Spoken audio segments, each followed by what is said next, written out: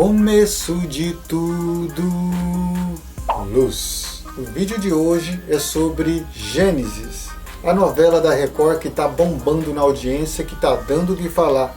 Hoje eu vou falar o que eu achei das primeiras duas fases da novela Gênesis, o Jardim do Éden e o Dilúvio, a Arca de Noé. Olá pessoal, tudo bom? Eu sou o Edmar Olic, você está aqui no canal Olic, no programa Falando de TV, e hoje vamos falar sobre essa super produção, mega produção da Record TV, que é a novela Gênesis. Hoje nós vamos falar sobre as duas primeiras fases da novela, mas antes eu gostaria de passar algumas informações sobre a própria produção. Gênesis é a primeira novela inédita a estrear depois da pandemia. Segundo a Record, é a maior produção já feita por ela. Terão 250 atores, 7 fases diferentes, e essas 7 fases são Éden, Dilúvio, Torre de Babel, Ur dos Caldeus, Abraão, Jacó e José. Muitos dos cenários serão em computação gráfica, vai ter muitos efeitos especiais. A novela, vocês já perceberam, tem números musicais, ou seja, é uma novela meia musical. E a Record deve estar muito feliz porque a novela estreou com um Ibope muito bom, mais de 16 pontos na Grande São Paulo, que é o principal mercado publicitário do Brasil. Então, parece que o investimento deu certo. A previsão, a princípio, era para 150 capítulos. Já ouvi uma história de que, como está dando muita audiência, vai ser 200. Bem, me preocupa essa informação, porque começa a criar barriga, e barriga em novela pode estragar uma produção muito boa. Então, olha só, cuidado Record, não vamos esticar tanto a corda, senão arrebenta. A novela tem a direção de Edgar Miranda e é assinada por 3 autores, Camilo Pellegrini, Rafaela Castro e Stephanie Ribeiro. Tiveram 2 autores antes que saíram da produção por divergências, que é o Gustavo Reis e o Emílio Boechat. Dito isso, vamos analisar essas duas primeiras fases da novela, Jardim do Éden e o Dilúvio, a Arca de Noé. E já é curioso logo de cara a gente falar de duas fases em tão pouco tempo. Porque olha só, o Jardim do Éden só teve 3 capítulos, a Arca de Noé 4,5, mais ou menos 4 capítulos e meio, ou seja, vai ter fases da novela que vão ser muito longas, porque essas aqui foram muito curtas. É quase que um filme, uma minissérie muito curtinha. Então esperar para ver, porque essas duas primeiras fases foram muito ágeis, rápidas, para mim até demais. Mas enfim, espero que quando chegar nessas fases que vão ter mais capítulos, não fique arrastada. Antes de falar do Jardim do Éden, eu gostaria de convidar você que ainda não é inscrito aqui no canal Olic, se inscrever, apertar o sininho de notificações e dar aquele joinha feliz e contente. E é claro, deixar um comentário. E o comentário que eu gostaria que você deixasse é: você está gostando da novela Gênesis? O que você está achando? Coloca nos comentários e vamos interagir. Vamos agora falar daquela primeira fase, o Jardim do Éden, a história de Adão e Eva, depois Caim, Abel, Sete e um monte de irmãs, que eu nem sabia que tinha tantas irmãs assim, mas enfim, tinha muita coisa que eu não sabia. Uma coisa que eu gostaria de destacar na primeira fase são as imagens lindas, né? Os efeitos especiais, a direção de fotografia tá linda, imagens maravilhosas, tomadas perfeitas, olha... Foram de encher os olhos. Teve a cena de Lúcifer empinando a carroça com Deus, sendo expulso do paraíso, sendo jogado para a Terra, virou tipo um asteroide. Inclusive foi Lúcifer virando asteroide, bola de fogo, que acabou destruindo os dinossauros. Bem, foi assim que foi contado na novela. Achei assim uma licença poética, eu acho, porque na verdade isso não está escrito na Bíblia, né? Mas ficou bonito. Uma justificativa legal para os dinossauros terem ido para o espaço. Uma das maiores curiosidades que eu tinha para assistir a novela era saber como que a Record ia contar essa história assim tão complexa, faltando tantas pontas, né, para conseguir virar um roteiro de novela. Eu fiquei curioso para saber como a Record ia resolver toda essa história do Jardim do Éden e transformar ela num roteiro de novela. Esse foi um desafio que a Record arriscou e eu acho que acabou dando certo. Eu só ficava pensando, puxa vida, Adão e Eva ficam pelados no paraíso. Como é que a Record vai resolver isso? O que ela fazia? Sempre tinha uma folha, uma flor, um animal, um prisma de luz, para disfarçar e nunca o nu aparecer. Eu achei de muito bom gosto, gostei. Não ficou forçado. O que vocês acharam? Vocês gostaram dessa maneira que a Record encontrou para mostrar o nu? Ou seja, a maneira de não mostrar o nu de Adão e Eva? Conta pra mim nos comentários se você gostou ou não. Uma cena maravilhosa é quando o Adão chama a Eva pra ir assistir o nascer do sol. Que cena linda! Eu acho que é a cena mais linda da primeira fase da novela. Se é possível a gente classificar algumas cenas assim como a primeira mais bonita, a segunda mais bonita, mas aquela cena ele mostrando o nascer do sol ficou perfeita, maravilhosa. Se você não viu, veja. Aquele primeiro momento de Adão e Eva no paraíso lembrava muito o filme A Lagoa Azul. Vocês não acharam, não? Era igualzinho. Eu acho que as cenas até tinham cenas muito parecidas. Aquela parte que Eva é tentada pela serpente, que na verdade não é uma serpente, é tipo um jacarezinho, uma lagartixa gigante, sei lá. É um bichinho até parece fofinho. Mas aí o demônio, né, que fica sempre olhando, tá sempre num canto lá, sempre prestando atenção. Ele usa aquele bichinho pra enganar. E Eva, inocente, caiu na conversa daquele bichinho com aquela carinha fofinha, né, de bons amigos. Mal Eva sabia no que estava enfiando a humanidade, né. Agora, o mais curioso foi que eu sempre pensei que era uma maçã. Que fruto azul é aquele, gente? Que eu nunca vi na vida. Pelo jeito só existia lá no Jardim do Éden, né? Porque no planeta Terra mesmo, aqui onde os simples mortais e pecadores vivem, não existe aquela fruta. Engraçado que ela é azul, a casca, e por dentro, quando eles mordem, também é azul. O que é aquilo, gente? Achei estranhazinha aquela fruta. Lá se foi aquela minha imagem da Eva comendo a maçã. Tanto na hora que a serpente convenceu a Eva de comer o fruto proibido, quanto quando a Eva foi falar para Adão comer o fruto proibido, eu achei os argumentos muito frágeis para convencer. Come, e não aconteceu nada comigo, Adão, come. Ah, então eu vou comer? Puxa vida, nem argumentou, eu achei que foi muito ligeiro. Na verdade eu achei essa primeira fase muito rápida demais. Eles poderiam ter aproveitado mais, feito mais cenas. Ficou com um gostinho de quero mais. E nessa primeira fase do Jardim do Éden ainda se divide em duas fases, né? Porque quando eles estavam no Jardim do Éden e depois que Deus expulsou eles de lá. Porque no princípio eles pareciam que estavam no filme A Lagoa Azul, no outro momento eles estavam parecendo largados e pelados. Você também não achou que eles pareciam largados e pelados? Confessa. E vocês repararam que Eva era muito sensata. Ela ainda falou, Adão, não vamos distanciar muito do paraíso, vamos pedir desculpa para Deus, vamos reconhecer nosso erro. E Adão era PQP da vida com ela e vamos embora. E Eva que não corresse atrás logo não, porque senão ficava para trás. Depois que Adão e Eva ficou tipo largados e pelados, começaram a ter filhos. Vieram Caim, Abel e a surpresa, 8 meninas. Gente, da onde saiu aquele monte de mulher? E a mulherada arrepiou. São mulheres empoderadas, não aceitaram ser mandadas por Adão, achou que estava sendo explorada. Não, vamos sair daqui, vamos montar nosso próprio acampamento. Já pensou?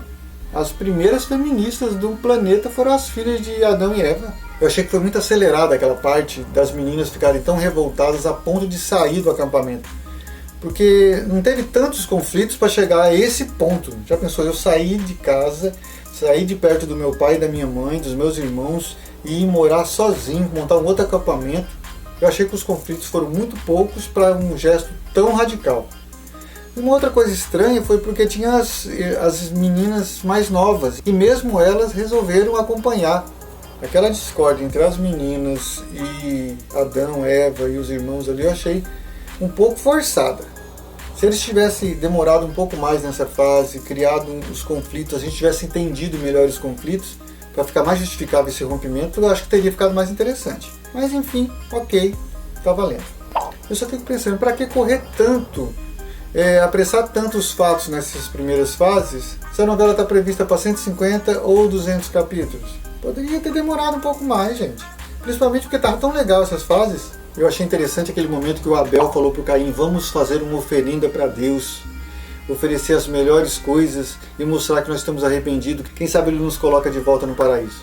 Abel foi lá, pegou as melhores criações, Caim foi lá e pegou o pior que ele tinha lá na rocinha dele. Quando foram oferecer para Deus, o que aconteceu? Para Abel, jogou fogo. Eu até achei estranho, falei, quando a pessoa gosta, joga fogo? Ok, mas entenderam que quando taca fogo é porque tá bom. Beleza. E Abel saiu todo feliz, né? Enquanto Caim ficou lá esperando Deus, vamos tacar fogo nas minhas coisas, não vai.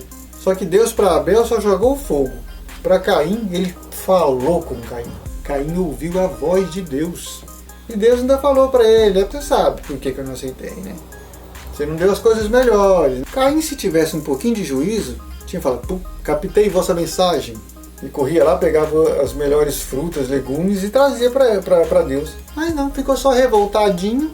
Quando Abel chegou, só porque Deus aceitou de Abel e não aceitou as oferendas de Caim, Caim falou, sabe uma coisa, eu vou matar, né? Eu não achei que teve uma intriga suficiente que levasse ele a matar, mas enfim, como já estava escrito que ele tinha que matar, Caim olhou e falou, isso, acaba aqui. Pegou uma pedra e bateu na cabeça de Abel e já era, né? Por isso que eu acho que poderia ter demorado mais nessa fase, ter tido mais diálogos para desenvolver essa discórdia, esse ranço que Caim tinha no coração. Ficou muito rápido. Tá tão legal essa fase também. Não tirou o mérito da novela, continuou bacana, mas deu vontadinha demais. Achei muito bonita aquela cena onde Adão e Eva enterram Abel. Joga terra em cima do corpo e depois joga até no rosto. Ficou uma cena bonita, forte, emocionante. O que você achou dessa cena? Eu achei essa cena fantástica. Depois desse acontecimento trágico da morte de Abel, Caim foi embora do acampamento de Adão e Eva e foi para onde? Lá onde estavam as meninas. Chegando lá, o que aconteceu? Uma das meninas, uma das irmãs se engraçou com ele. E quando pensa que não, Caim já estava tendo um filho, o Enoque, que depois ia criar uma cidade chamada Enoque, que depois ia passar para a segunda fase lá. E Adão, já que tinha perdido todos os filhos, né? O que não morreu foram embora, só restava fazer mais filhos. Fizeram 7 e mais um monte de filhos. E aí ficou os descendentes de 7, sendo uma linhagem das pessoas boas da terra, e os descendentes de Caim e Enoque, a ala podre da humanidade. E a gente depois descobre qual foi a ala que prevaleceu, né? Infelizmente a galera de Enoque tomou conta. Dito isso, terminamos a parte do Éden, de Adão e Eva. Aí na segunda fase já mostra a cidade de Enoque. Caim falou que ia montar uma cidade com o nome do filho dele, que acabou de nascer, que era Enoque. E a cidade era um caos, né? Era assim, uma barbúrdia, era um pode tudo, e você sabe onde pode tudo, a coisa fica complicada e foge do controle. Era uma terra de ninguém, onde a prostituição corria solta e o amor ao próximo não existia. O lema era, viva o hoje e agora, divirta-se e esqueça do resto. Enquanto Noé, que era descendente de Sete, a ala boa da humanidade, que só restava um pouquinho só de gente da ala boa e quase tudo era ruim, então Deus resolve dar um basta na humanidade, porque deu tudo errado de novo. Primeiro tinha dado errado lá com Adão e Eva, agora estava dando errado novamente, tudo estava saindo do controle, então vamos acabar com tudo e zerar o jogo. E aí falou aquelas palavras sábias para Noé. Faça uma arca, Noé.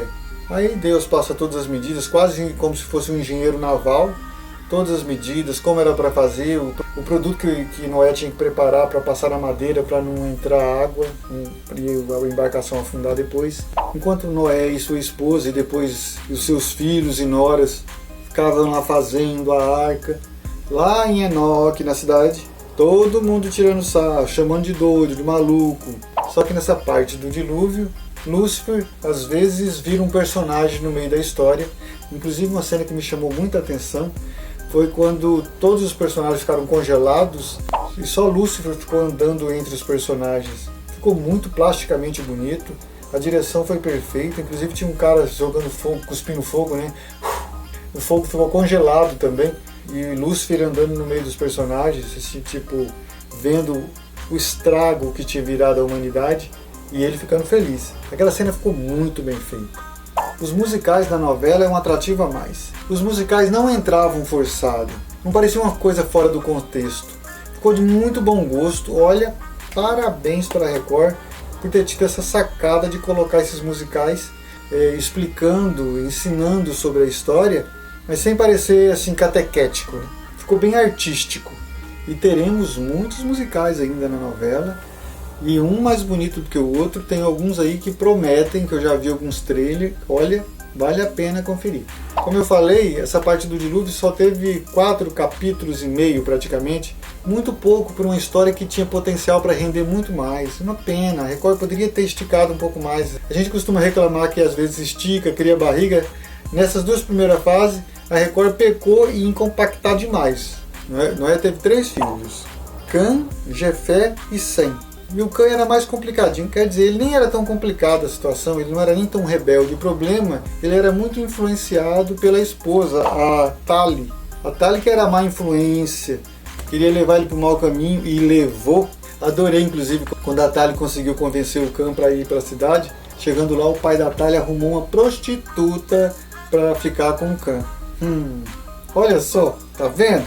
Pra que ir lá para a cidade? Tava quietinha lá. E olha que Cã não queria ficar com a prostituta. Relutou. Acabou não ficando mesmo. Mas eu achei interessante na cena que tá o Cã e a prostituta fala bem assim para o Cã. Eu até anotei. O que acontece na Rua Vermelha, fica na Rua Vermelha.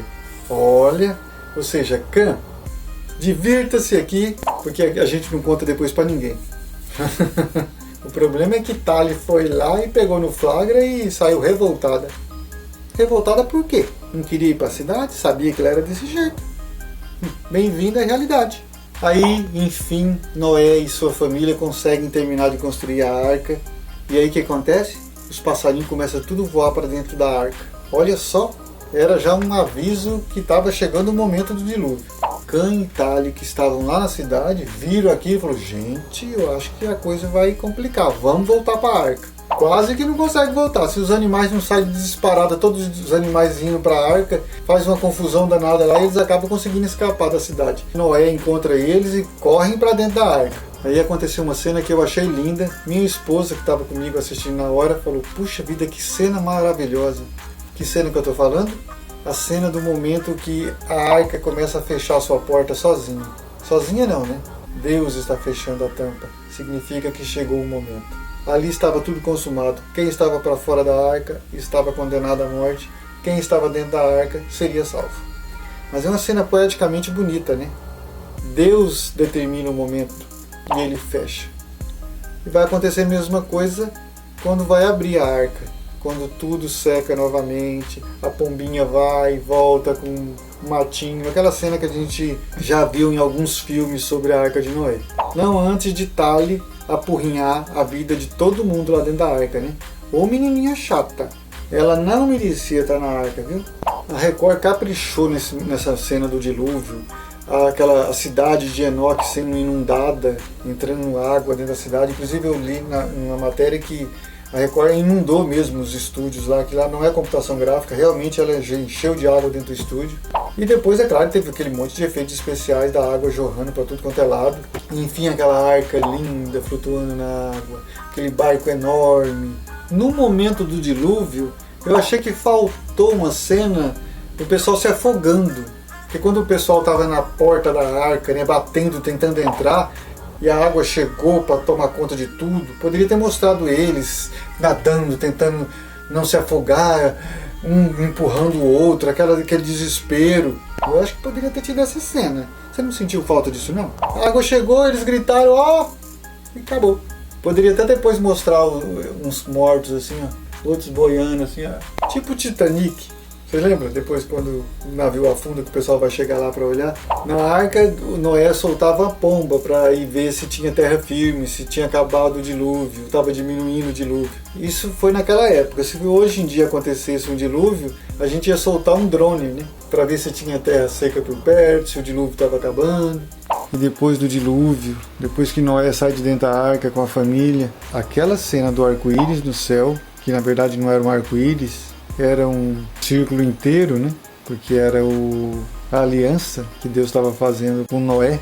Uma cena de muito bom gosto e artisticamente perfeita.